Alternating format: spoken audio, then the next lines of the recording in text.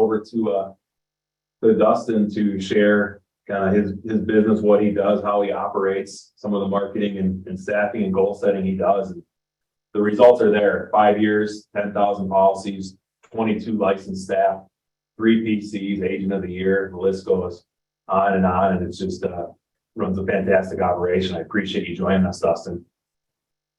Yeah, absolutely. Can y'all hear me? My headset died when it started. So, Yep. Okay, cool.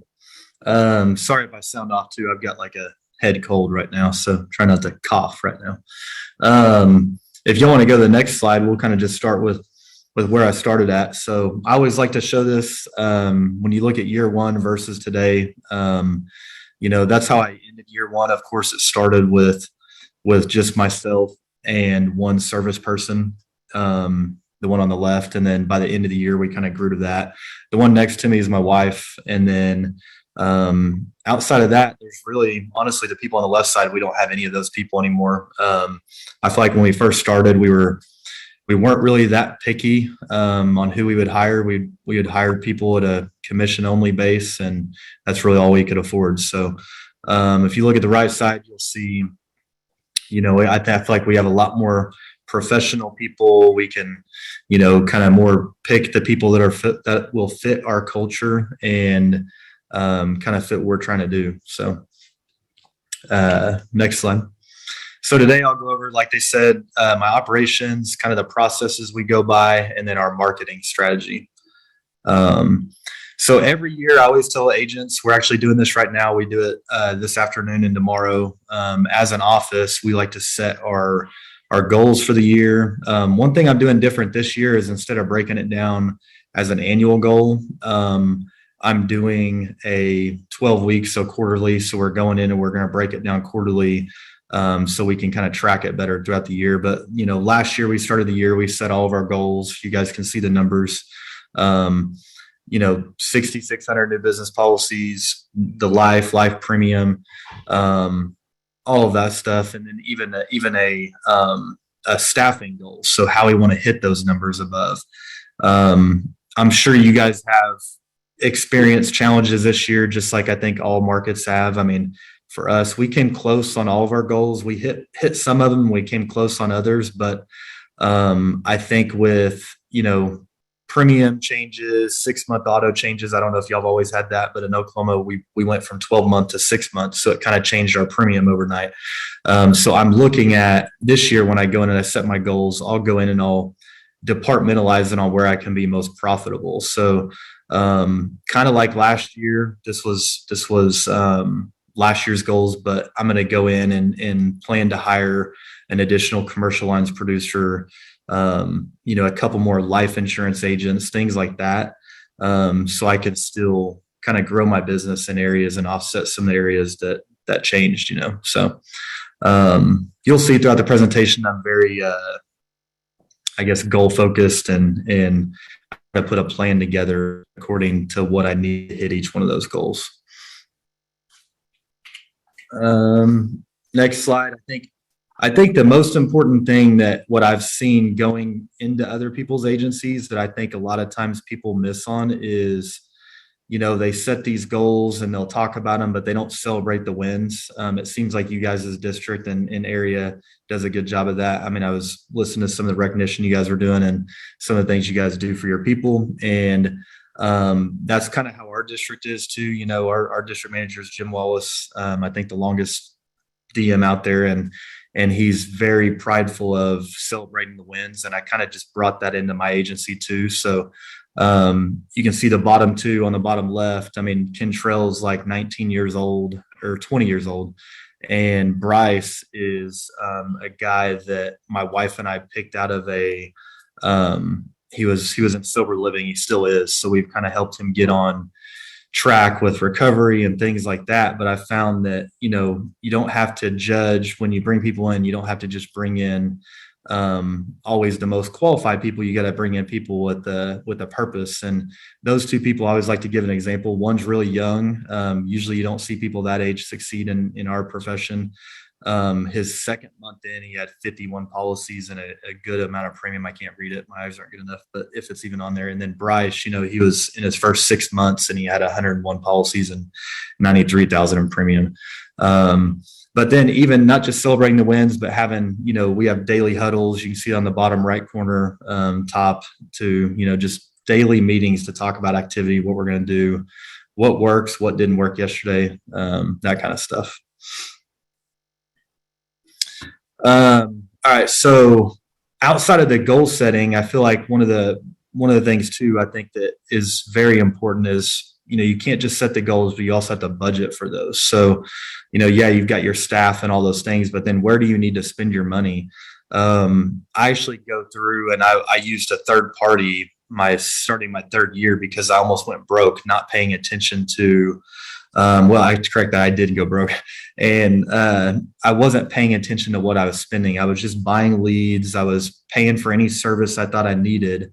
Instead, I kind of broke it down and had them come in and evaluate and tell me percentages should I play here. And then they basically came in and said, all these other things you need to eliminate outside of this stuff right here. So we all have our office space we have to pay for, utilities, technologies. But if you notice, the biggest thing in our industry, we're pretty fortunate. We don't have like a bunch of stuff. We don't have anything we have to buy. We don't have products. We don't have stuff like that. So biggest portion of our revenue should go to payroll and to marketing. I think the rule in training and developing our people. So if y'all research businesses, pretty much any industry which is most industries that are sales generated, you need to put a certain percentage of that back into marketing. And the rule is you're a smaller agency. A lot of people will say you need to push 20%. I always fall somewhere between 10 to 20%. So, of my previous year's revenue. So if I had $1 million revenue last year, I'm going to budget, between $100,000 and $200,000 towards marketing, which is lead generation, any of that kind of stuff.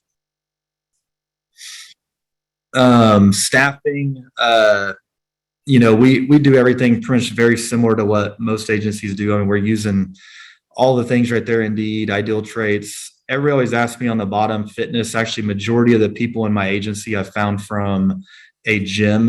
I go to the gym at 5:00 in the morning, and some of my staff do too. So if we see young people that are motivated up at 5:00 in the morning, we usually will reach out to them and say, hey, come talk to us. We have a job I think you could be good at. And then the recovery programs. We're big on trying to bring people in that we can give a second chance, and try to help them make a career and make better life decisions and stuff. One of the things we did this year, and I think I'll get to it later in the presentation, is I found that I didn't have enough time to vet through all the candidates with like Indeed, Ideal Traits, stuff like that. So we actually brought in a part-time recruiter. She does other things in the agency too, but her main role is she just goes through and interviews and does that kind of stuff. And disqualifies them or qualifies them. And before they can meet with me, they have to kind of pass through some of our other background stuff. And then I know a big question I've always been asked is, am I willing to hire two things? Am I willing to hire remote employees? And am I willing to hire part-time employees? And to me, it's always the answer is no. At least that's for me, because we're still an in-office agency. I think the culture we have is important. And when you get into having people that are a mix of full-time, part-time, or different schedules, or they work from home, then everybody starts to expect it. And I feel like it can just cause, at least it has in my agency, it's caused like friction between those people that might be great people here and love being here, but now they see somebody else working from home or leaving at 3:00. So we try to stay away from that. Everybody has the same hours and they get the same incentives and all those kind of things. And then most important, I mean, they have to fit our agency.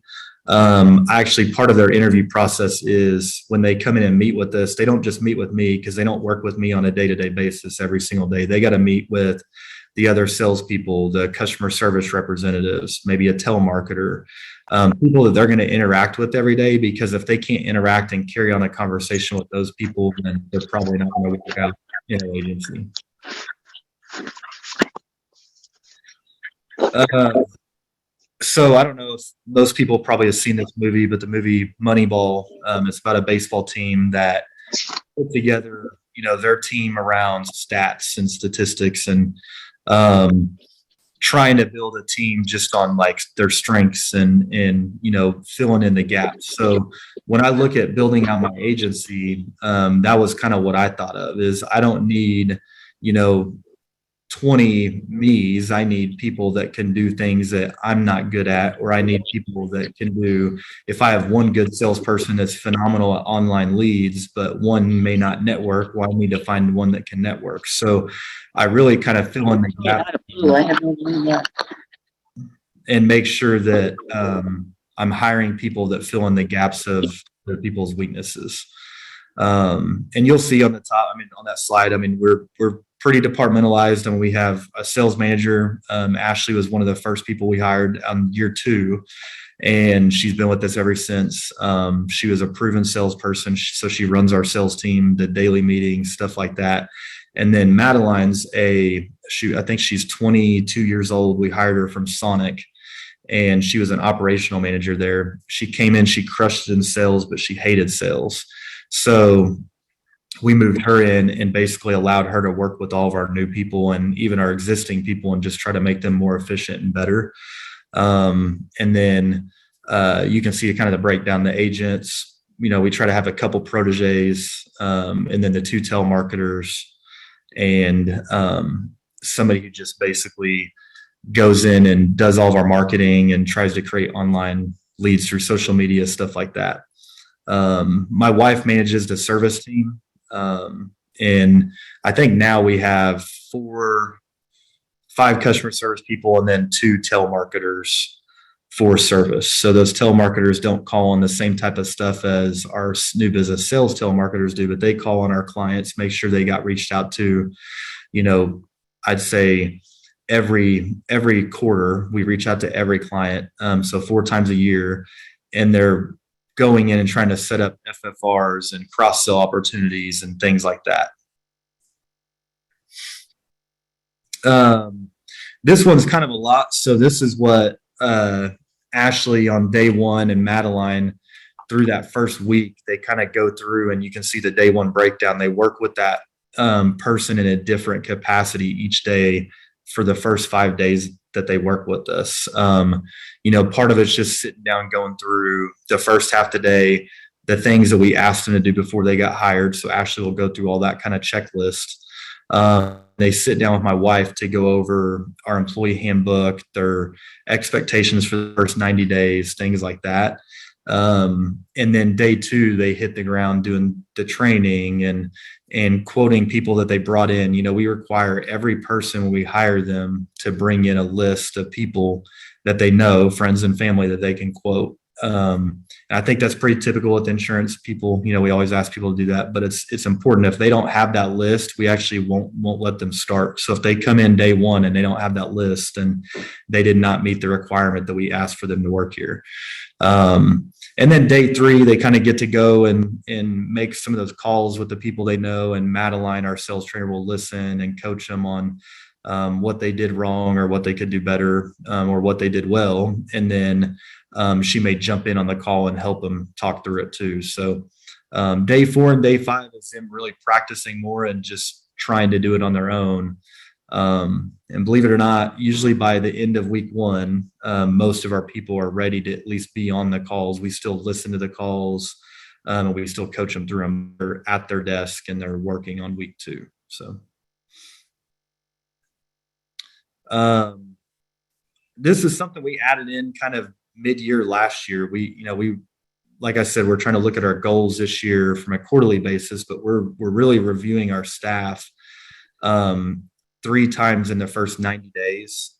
And y'all can read what's on there. It's pretty basic stuff, but the big one is the first question with the underline that says, do you see yourself here long term? And I'd say at 30, 60, and 90 days, that's one of the first questions we ask, because I don't want to waste time with somebody that doesn't want to be here. They just want it to be a stepping stone for a few months, and a lot of times we just ask, do you still want to be here? Period. And our goal is that if somebody makes it through the 90 days, that they're going to be a long-term employee. And our goal is to eliminate the people that are not going to be long-term in that first 30 days.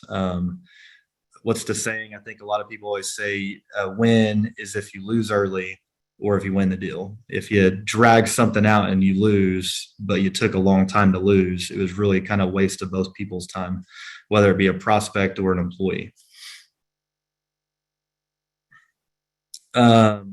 This is our compensation plan for everybody that's sales. So everybody that we hire on, we provide a $1,500 a month base salary. It's not a lot, but it's something.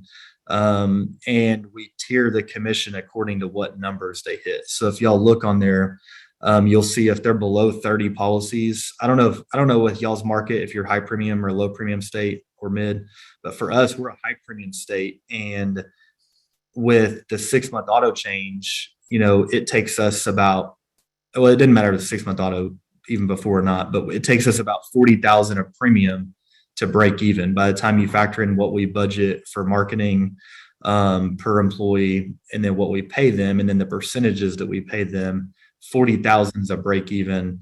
At 50,000 is where we start to make a little bit of money. So I tier their pay because if they stay in that red, they probably aren't going to want to work here, and I'm probably going to not want them to work here. In the green, they're getting close to that break even or above break even to where we're profitable. And if you see the blue and the dark green, I mean, we incentivize people. So if they have 2 life policies and they're over 51 policies, I don't pay attention to premium as much on this part because it's hard to force a premium on an employee, or how to predict that, I guess. So 51 policies with 2 life gets them 100% of the commission. But if they don't get the 2 life, they get dinged 10%. So they go down to 80. And then the 110% if they exceed 66 policies. With our bonuses and things like that, I think it makes it doable and still profitable from that standpoint. Not to keep going back to that, but the compensation thing I think is important for people to think about too. If you have that bottom scale and you have that top scale, we're always going to have those top performers and we're always going to have those bottom performers. So I feel like some of those people that are towards the bottom or in the bottom 2 categories, it allows us to still break even, but then those top people, it kind of helps pay them that additional amount, even though the bonus is still there too. So it kind of levels out the balance from a financial standpoint. Expectations of our people. So in the first 60 to 90 days, we need them to be at 30 policies and 2 life per month. And then by 90, they need to be at the 50, which is in the profitable side with 4 life per month. One thing I didn't hit on too is we changed. I don't know if any of you guys have had troubles with getting people to get life license, things like that. But all of our new hires, we actually require they get life licensed, and they can start once they're life licensed, and they can get the P&C afterwards, because we're trying to shift that focus to where they think about life insurance first. And we know they're going to want to get P&C because they want to be able to sell that. So the ideal situation is that they come in with both licenses already. But we will train somebody and get them going selling life only first, and then push them to get the other one. But and then kind of what we look at from a metric standpoint, I mean, we track all of their calls. We track everything that they do from an activity standpoint through Agency Zoom and Ring Central. We can see as much as if they send an email to a prospect, if they call them, if they text them, we can see all those things, and we track it as well as like call times. And then if you see below that, the types of business we get are typically online leads. That's a big part of our social media, marketing leads. So like campaigns on social media, Facebook. One of our guys is a big TikTok person, so he runs a little TikTok thing for us. Referrals, centers of influence, and then just events. And we'll hit on the events part here in a minute too. I'm trying to get the screen to change. On the events, I don't know if it's the next slide or not, but on events, we started doing this last year, and it's actually our most profitable way of getting business. So we'll do like it's funny, we actually did the state fair, which was ridiculous. It looked ridiculous, but we were very profitable at it. So sales team goals. So we already kind of touched on that. 50 policies a month for life. And then they have to have 60 outbound calls minimum per day, 20 quotes per day. And then they have to send out 10 social media messages per day. That doesn't mean to friends, family. It means off of a marketing campaign, friends and family, any way they can send it. And it doesn't just have to be Facebook. It can be any kind of social media platform. That's kind of the honor system. We can't really track what they do on that, but we do make people go into their activity trackers and mark down what they did throughout the day. And then asking for a referral and an emergency contact, which becomes a referral as well too. So telemarketers, this has kind of changed throughout our course of our business, but as of right now, like what our expectations of them is they make 200 calls a day outbound off of old age leads, our X dates, our quotes not chosen, all the things that you see down below. So win backs, referral calls, in addition to what our salespeople also ask for. And then they have to also reach out to 20 new people per day on social media to try to generate business. I think the biggest question thing that I think people miss on when they get telemarketers is having a good process as far as how they work with the salespeople. They get compensated a bonus off of, each lead that they produce. It's a small bonus. And then anything that closes, they get a bonus as well too. So, but all my telemarketers I require to get licensed day one. So when they start, they're also licensed, so they have full access to the systems. They can be in, they can quote, they can do all those kind of things. And if they get a customer on the phone, they can actually sell the deal if that customer is moving forward effectively with them and they don't feel like they need to transfer it. So, but the process for them is they'll make the call, they'll work the lead as it comes in, they'll gather the information, they'll kind of tell them who they're going to be working with. They'll be on their little group me chat and they'll tell the agent, hey, I've got a person on the phone. I'm working on this. This is their name. That way they can also have that quote ready and pulled up once they get it put in there. And once they get everything in the system, they transfer it to the salesperson and they kind of make the introduction, kind of a little bio on the agent, how long they've been here, what they're, just something about them to kind of transition that call, make sure that the customer is comfortable with that agent. And there's not like some weird connection where they just don't, take off talking or anything like that. So once it's good, the telemarketer drops off and the agent goes all the way through the quote. They, make any changes they feel like need made. And then if they get the yes, they basically take, which you'll see on the next slide, is a pre-bind checklist to one of the leaders in the office that goes through everything to make sure we wrote that policy correctly. So this is an example of it. It's actually bigger than this now. I think we added another whole page to it. The purpose of the pre-bind was, for me, back when we had the, I just drew a blank, but where they basically the quality of our policies, where that rating was, UQI, that's what it was. We created this around the UQI back then, but then we added it to all the compliance things and then also coverage requirements. So we want to make sure that they asked about every product that we have or we offer. We want to make sure they didn't cut coverages just to win the deal. We verify, previous insurance, so auto coverages. So a leader in this office has to look to make sure they didn't change a coverage. They didn't change anything from a, previous carrier. They don't have any kind of pre-binding contingencies that need to be done before they bind the policy. We'd like to have everything done and clean and, correct emails so that leader will call and kind of do a welcome call and they'll verify a few pieces from that client and they already kind of know they're going to be calling. So it'll be, let me verify your email address, your phone number. That way we know we have good information in the system too. I think this is important. I know in Oklahoma, I've seen agencies that have missed on compliance things and it doesn't always go well for them. So I just try to make sure that I protect the big asset that we're building in our agency, and make sure that we do things the right way, and we're not, creating potential E&O claims for our clients by not having coverages that they thought they had or things like that. Marketing sources. This is the most common question I think everybody always asks everybody is, what do we do on marketing? I mean, it's simple. We've used Quote Wizard I'd say since year one. We've been using Zip Quote for the last probably year and a half. They've been, they're all the same online leads.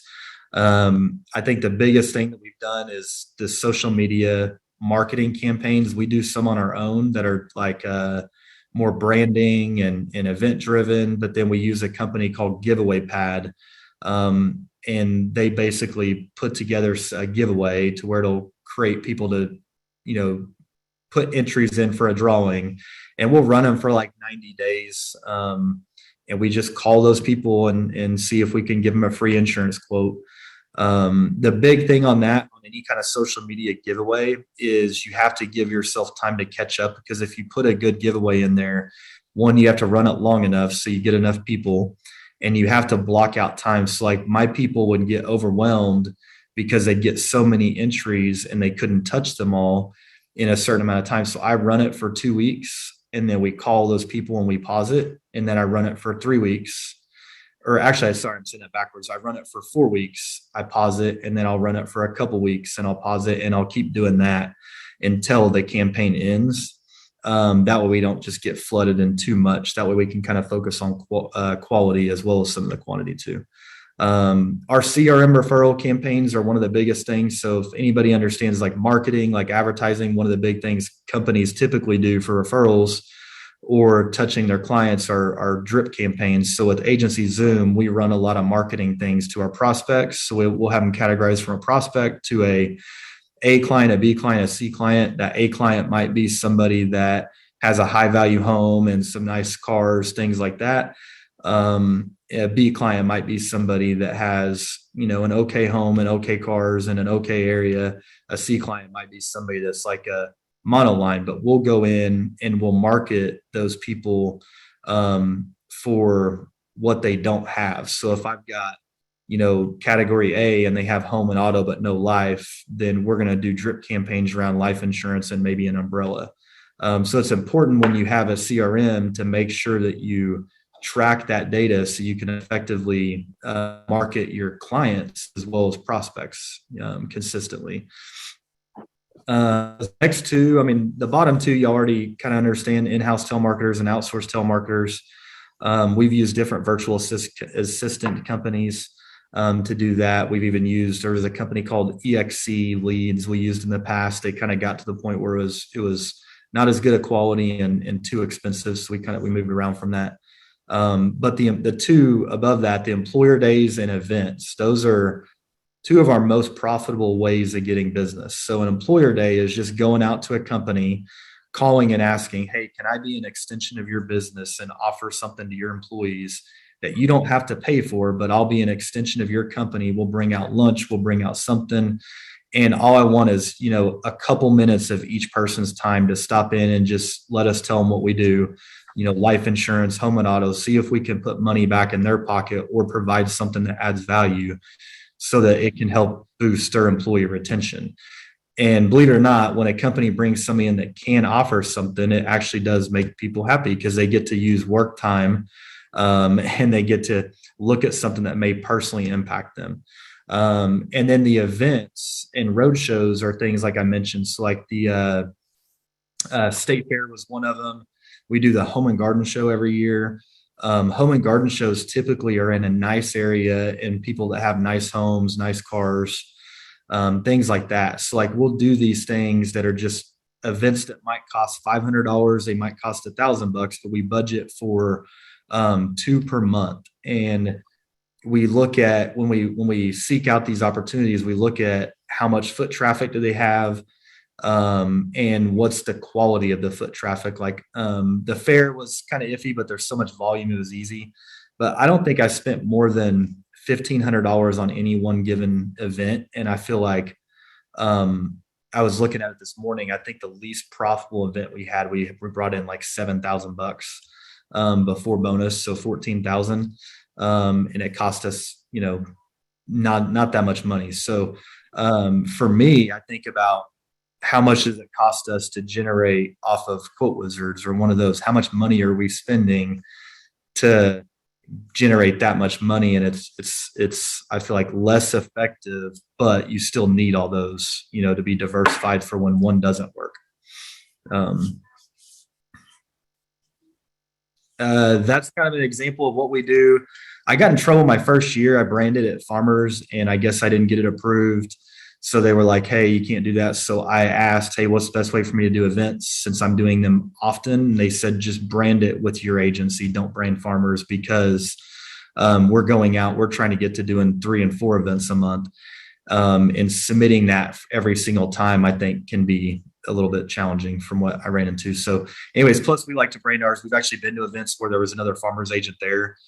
And it's not always fun when you have 2 Farmers people at the same event. So we brand our stuff. And I think it's important to set up something good and not just go into an event with, a table and a tablecloth and some stuff on the table. You got to have a setup for it. So those 2 guys on the right, they're quite the characters with our office. The one on the right, I think, has a mullet and they both always rock the mustache. So they go to the events, they have the personality to pull people in and talk to them and get people to interact to where we can actually take the time to quote them. So the goal with those events too is you want to have enough space to where you can sit people down and actually talk to them. Because if you have a busy event where you've got thousands of people walking through, you don't have space for them to sit down. I mean, it can really be a waste of time, because then you have to go back and call all of them. We sell most of ours right there on the spot.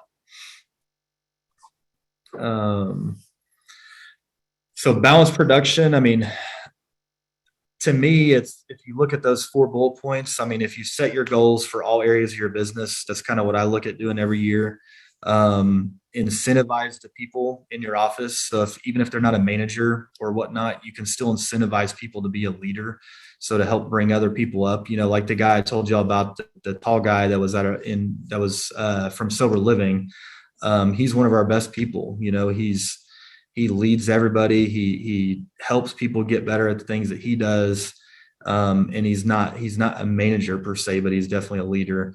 And then departmentalizing your agency. So not making everybody be good at everything, but making them be really good at one thing and allowing them to be okay at other areas. Because there's other people that are really good in those areas that can pick up those pieces. And then just always having daily, weekly, we have daily meetings to talk about our goals, where we're at, but having those daily, weekly, and monthly reminders about where you're trending versus what you set for. I think kind of where I said my change this year is breaking it down in quarters and not just chasing that annual goal.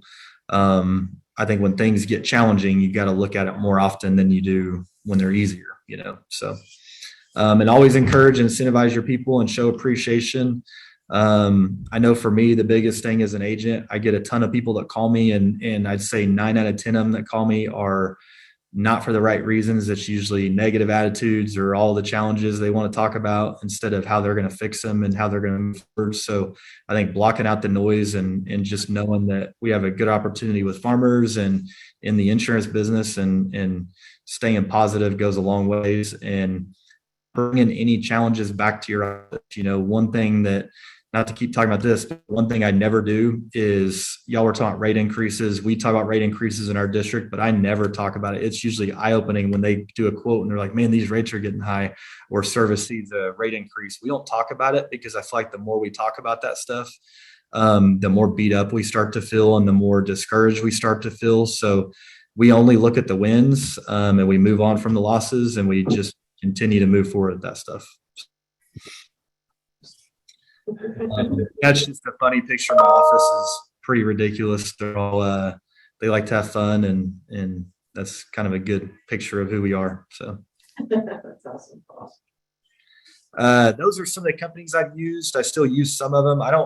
Ring Central is the phone system I use. I like it because it integrates with Agency Zoom, tracks everything. Like I said earlier, Craig Wiggins is who I've always used for a training platform to put my new people on.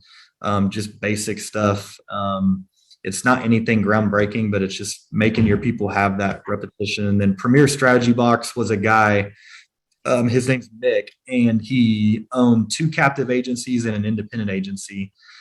He grew them all 3 and sold them all separately. And he's really good at like holding you accountable to do things. So when I went through and I was like, what am I good at? What am I not good at? He's kind of who helped me dissect that and look through it and figure out how I can departmentalize correctly and all that stuff. But they do things like sales training for new hires.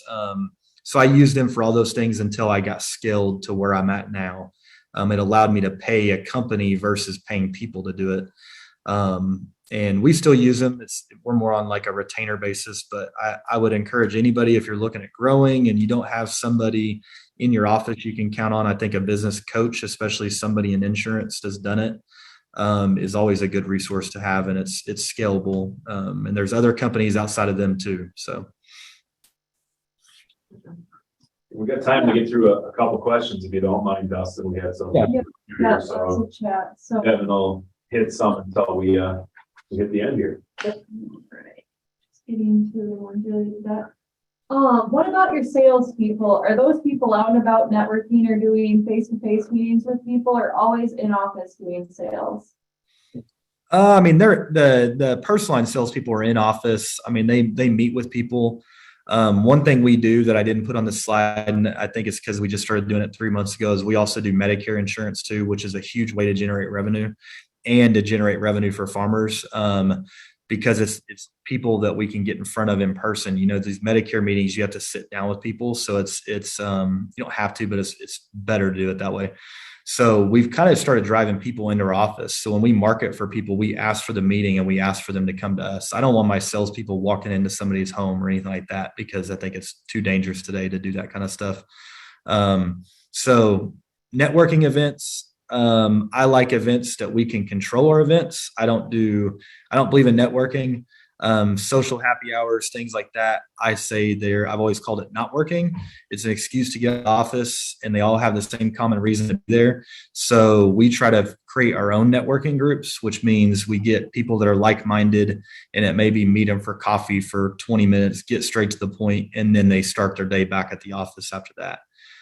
They have some in-person meetings, but most all of their meetings are in person in the office. What person runs the FFR? Is there a different person you have that preps and reviews policies, and then does it get passed off to someone else that does FFR with the client?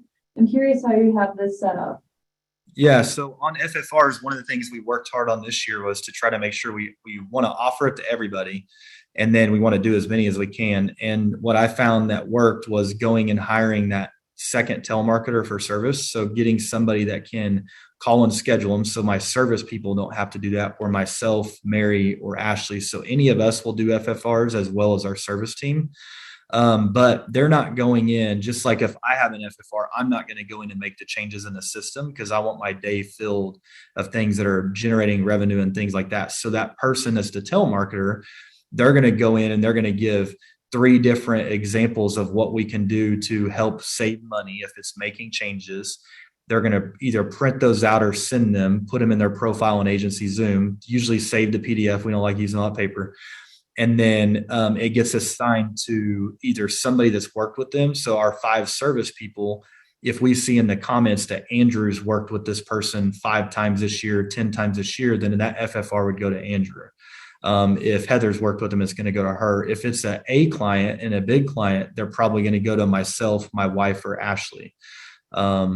So we kind of try to line them up with where we think they're best fit. But there's a total of about 8 people that do FFRs.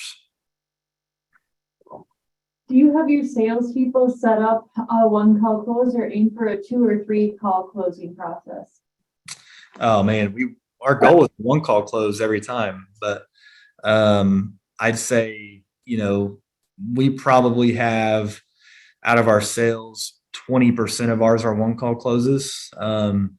And the rest of them are 2, 3, calls. We fire a customer on the fifth contact. So we send a message out saying, God, I forget what they said. I have to get it. It's pretty funny. It's like an automation thing that sends out after they log their fifth call. It automatically sends that out when the salesperson goes in and puts that it's now no longer like a hot lead. It sends out an automated message basically saying you're clearly not interested in doing business with us. And it's pretty aggressive. And it's basically saying that we're firing you. And believe it or not, that message that we send out a lot of times sparks people to call us back, because then it's like, ooh, you got something that I can't have now. So they want to call you back, or they just tell us to kick rocks at that point. So. Are there specific businesses you target for employer days? The bigger companies. I mean, I want to do, things that are like we have Mathis Brothers Furniture here, they employ, probably 600 people there, so things like that. And not always those, all of our commercial clients, we offer an employer day to. We do a lot with habitational. So we have a ton of apartment complexes. We do actually employer days at the apartment complexes for the property management companies, but then we'll also do, customer appreciation events. So we'll bring in something, might be a food truck, it might be something like that, for all the tenants that live there. And we'll offer, for a free meal ticket, for a taco or whatever it may be, they have to get a renter's insurance quote, and we'll of course quote their auto insurance with it too. So it kind of just varies, but you don't want to go do an employer day for someone that has 10 employees or 5 employees. I guess you could, but your goal is to get people with more than that so you can get in front of more people. Awesome. And one final one to wrap up for those agents on this call who are new or just starting out, any advice or things you do differently from when you first started?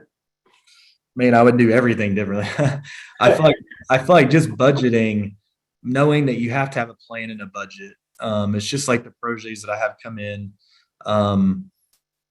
always looking forward and thinking about the things that are coming at us, and just making sure that you're quick to change and not quick to give up, I guess, because, entering the business is usually the hardest time. And so, I mean, I think spend money on marketing and leads. I think that's the biggest thing, is you got to invest in your people.